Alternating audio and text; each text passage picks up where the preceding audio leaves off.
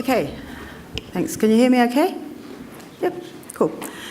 Okay, so this presentation outlines a workflow for moving data and metadata from a researcher's desktop to a national data archive, an institutional data repository, a national portal for data discovery, and back to the researcher's institutional website. Now, it's less about the technologies to do this, than about meeting the needs of a particular researcher. And I will, as I go to the next slide, and show you a couple of things about UNSW, University of New South Wales. It's a pretty big institution with 54,000 students and 6,000 staff. So this is a proof of concept using one researcher from a political science project. It's not intended to be something at present that we're using elsewhere. However, it's a workflow that can be adopted by other researchers in that school or faculty, or indeed in other parts of the university. Okay, so I'm going to go back to Open Repositories in 2008 in Southampton. And when I went to this conference, I'd just come out of working in social science research. This was my first immersion into the repository world. And this was a presentation I gave when I got back. These were my take-home comments. And it was interesting when I looked at this to see how much of it still rings true. But then at the same time, how much of it we've done in one way or another. So the initial point of reference for researchers is what they do every day in conducting their research. We all know that they need a seamless workflow. But it's not clear, it wasn't clear at this stage, how in practice we get there. We knew it was primary, but how do we actually do it? And I'm pretty well reading here off my notes at the time, so it's still pretty true. There's an emerging trend, which now is an emergent trend, toward infrastructure that links research output with research data sets. I think there I meant publications and data. We need to make things accessible but also reusable. Still very true. We need to consider how best to manage digital rights in the repositories. And the final point, one size doesn't fit all, raises important questions about scalability and sustainability of services we provide, as well as understanding needs of particular disciplines and fields of research. We need to think about cross-institutional research programs, cross-disciplinary research, data with particular conditions relating to IP, etc. So these variations need to inform the workflows for enabling publications and data to be curated for use and reuse. Well, since 2008, we've built a lot of IRs for research publications and for data. These have generally required the researchers to deposit content into the services that may have little or no connection sometimes to their existing workflows or disciplinary practice. We've got better at linking repository workflows with administrative and reporting workflows, and we've made some progress, a lot of progress, in incorporating identifiers and preservation with storage, and a number of other things that we've seen over the last few days. But the starting point has generally not been the researcher's desktop in practice. So now I want to start with what the researcher told us at the beginning of this project. This is what was behind getting the project up and running. This is pretty well her words. Most of my colleagues publish their data sets on their own, non-institutional websites, along with documentation such as codebook, publications that use the data, etc. Some of the larger projects use other services. Some also deposit data at archives like Harvard Dataverse, but most importantly at the end, a primary consideration for the researcher in deciding whether and where to publish data is the need to balance recognition, impact and efficiency, and I'll come back to that one later. So this is a bit about the project. Data are based on public records of election events, historical events, news media items, etc. At the country level, the data set includes indicators of region, year of independence, previous democratic experience, civil war, coup d'etat, etc. And data on whether the regime held elections with de jure multi-party competition and de jure universal suffrage. So a bit about the project. The researchers stated that in comparative politics, several high-quality data sets on political regimes, including indicators on democracy, autocracy and elections, exist, but there's very little useful information for students and colleagues in the area. So here's what existed before the project on the UNSW website. So at the top, you'll see the institutional profile for the Arts Australian Research Council funded project, and directly beneath that, you probably can't read it, but I'll go into it in a bit more detail, is a project funded by the Australian National Data Service to provide some curation for those data. So the ANZ-funded project, Australian National Data Service, which you saw in the previous slide, previous presentation, it was a program called High Value Collections Program. It aimed to build capacity at institutions and to exploit existing Australian research data infrastructure. So the present project is a collaboration between the School of Social Sciences at UNSW, the Office of the Pro-Vice Chancellor Research Infrastructure and the Library in partnership with the Australian Data Archive. So the project had two primary goals: to curate and openly publish the data sets, and to create a website on the elections, democracy and autocracy. And again, this is as it was submitted by the researcher. This is what she wanted. The institutional website will enable data sharing by providing direct links to the curated and published data. It will also house a macro data guide and will direct users to tools for data analysis and visualisation. So this is what we came up with. Bringing the library into the project as well meant that we could look at her requirements and look at what that might look like in a repository and data archive framework. So the stakeholders here are the researcher, the research community, and other UNSW stakeholders, for example, the reporting office. So the researcher deposits the item into the Australian Data Archive, the disciplinary data archive, from where it comes through to the UNSW institutional data repository. There it can be fed to the reporting office and also back to the researcher's project website. For this proof of concept, we're not going to implement that step because for one data set it's not worth the effort. But more importantly, on to the National Data Registry, which you saw earlier in Amir's slides, the Australian National Data Service. Okay, what slide is that? Okay, so the data were deposited via the Australian Data Archive study description form. A primary objective was to develop infrastructure that promotes research efficiencies, so a simple procedure was required to get the data in. The researcher's documentation was added to a template which was provided by ADA based on the DDI metadata schema. But between the planning and execution of the workflow of this project, Australian Data Archive commenced work on upgrading their software from Nestar to Dataverse. So, in fact, this method for getting it in will be replaced by what's enabled in Dataverse. The actual implementation hasn't been completed because we're in a process of migrating, or ADAR, from one system to another, and it's certainly not worthwhile to set up a workflow and something that won't be here tomorrow. However, the workflow still exists for Dataverse. So I'm not going to go into detail about the ADA workflow. I don't know if Heather is here. Yes, Heather has a hand up, is from the Australian Data Archive. So if you have any questions about what's happening at their end, I'm sure she'll be happy to talk to you. So this is what the record looks like in Dataverse in the development environment. And so from there, after the researcher deposits it into ADA, this table demonstrates metadata mappings between the data deposit form that I showed you before, which was completed by the researcher, and a schema used by each service. So the Australian Data Archive uses DDI, Data Documentation Initiative, ResData, which is the UNSW Research Data Repository, a Fedora repository, uses an RDF ontology, which I'll explain on the next slide, or on a slide in the future. Research Data Australia uses RIFCS, and DataSite, the mapping for that is there as well.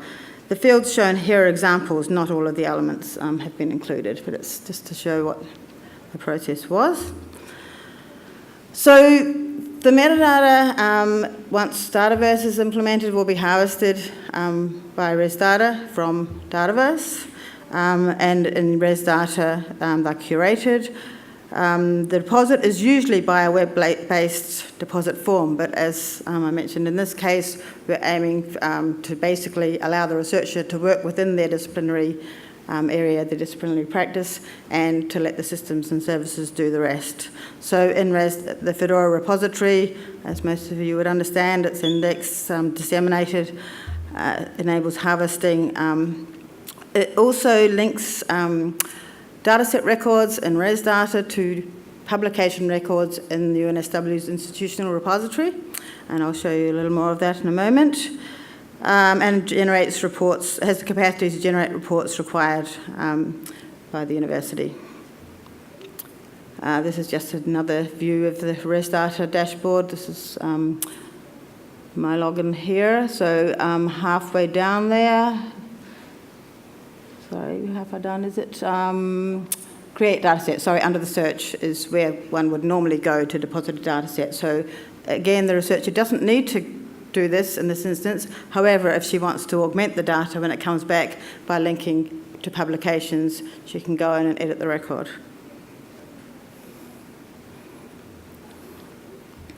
Okay, and again, this is the description in the repository based on what she originally put in. I don't want you to try and understand all of this, but in the middle you see the Fedora repository, the RDMP and dataset at the side. In the blue section, the ResData system has a research data management planning component as well as the dataset deposit component. So the two are both within Fedora. At present, they draw on enterprise metadata out of the data warehouse. That comes from the HR system, the grants management system, and also on content from the student system. And on the right, the content is disseminated to various places, including the researchers' web pages. That's potentially from ResData, certainly from UNSWorks,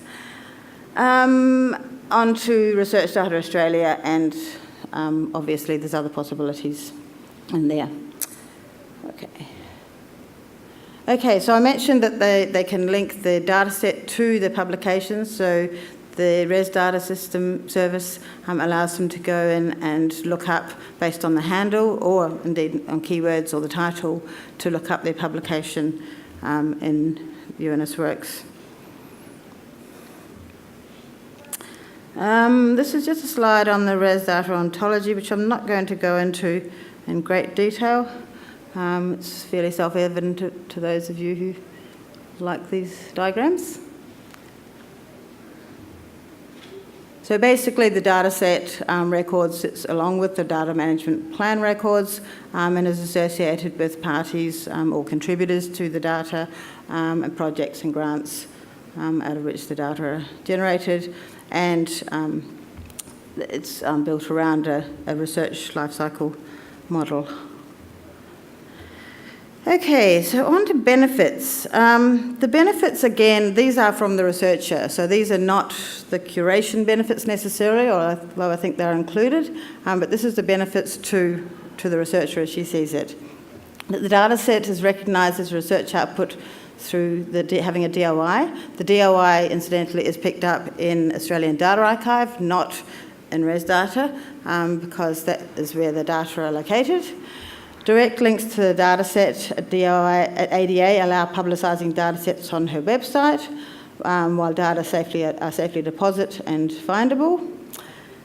Increased usage of the data, not only by academics and also by students and practitioners and policymakers. Increased visibility for UNSW. It provides a platform to expand the website in the future. So what she's also done is she's doing other projects around peace and conflict development and human rights, and intends to add these data sets as well. But she also has a number of data sets which she didn't produce, which she includes on the website, which the library is putting into another repository so that we hold. Initially, she's going to build a database of other related research projects. So this can all be co-located on her website. And for her, a really important part of this is that the visibility is on the faculty website. Not only, certainly it's disseminated elsewhere, and that's really valuable, but the value for her is to have it as part of her researcher profile and on the website. It provides a platform, I've done that, and something she noted is that in the process of depositing the data at ADA, it encouraged her to actually look at the documentation of the collections more thoroughly and to clean it up. So she actually saw that as a benefit, which I found pretty encouraging. So back to the recognition, impact and efficiency.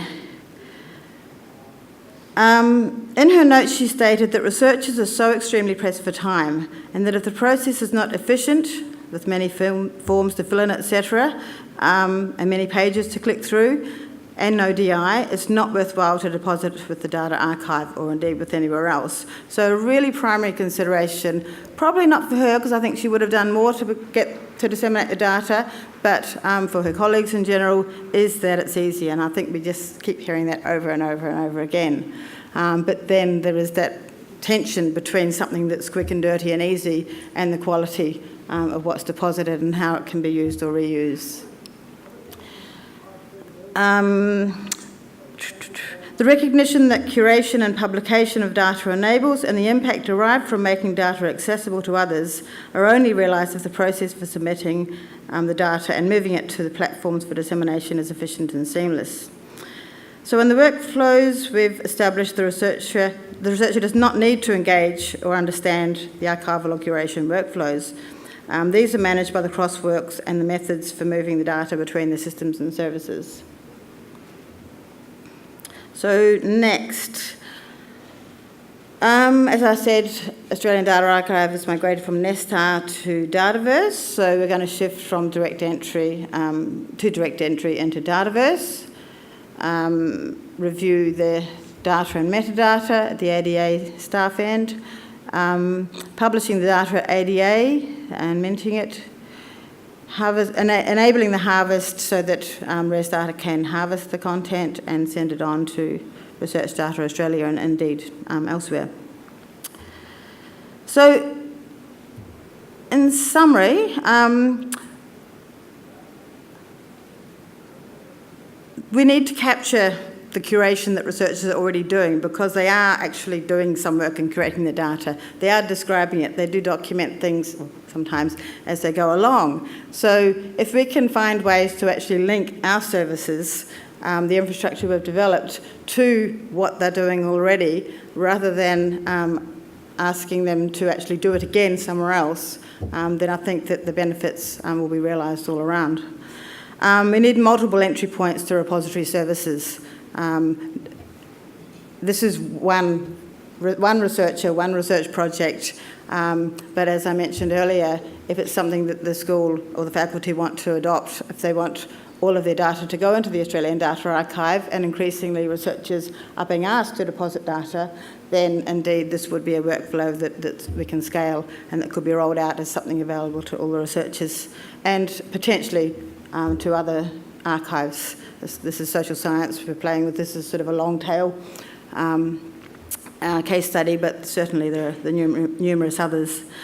And we need to shift from thinking about how we get researchers to come to us to how we can pick up the publications and data from their existing workflows.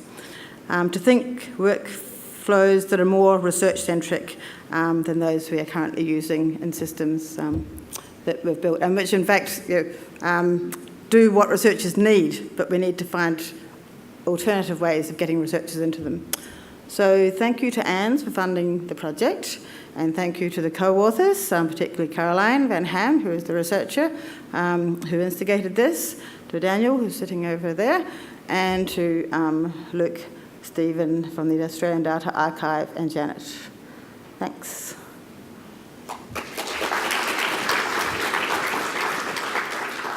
Thank you. Do we have any questions?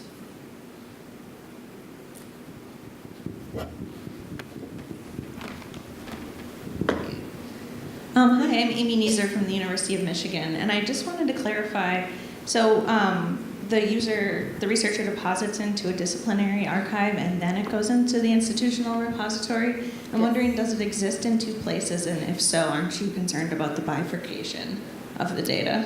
It's the metadata that exists in two places, not the data. Okay. The data stay in the archive. So it's the metadata. The workflow will also be enable updates. So if they update in the Australian Data Archive, the update will come through to ResData.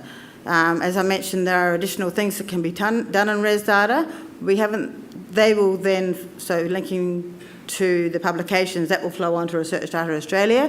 We haven't really thought or talked about whether that's going to go back to the archive. Probably we won't do that. So it's not actually in two places, and we have the workflow where updates in the archive will come through.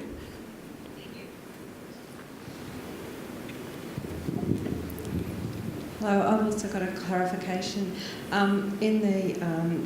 Do you need to have a data management plan to get into your research repository? Not at present. At present, they're in the same Fedora system, but they're not. They don't depend on each other. So that's just been a little bit of a barrier.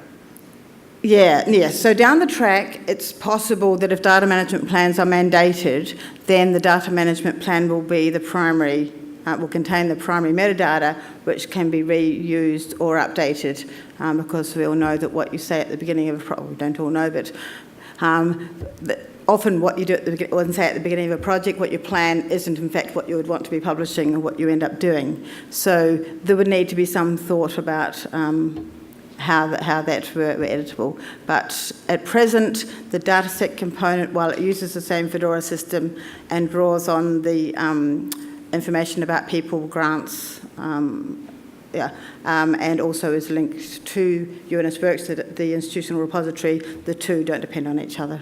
Okay, thank you.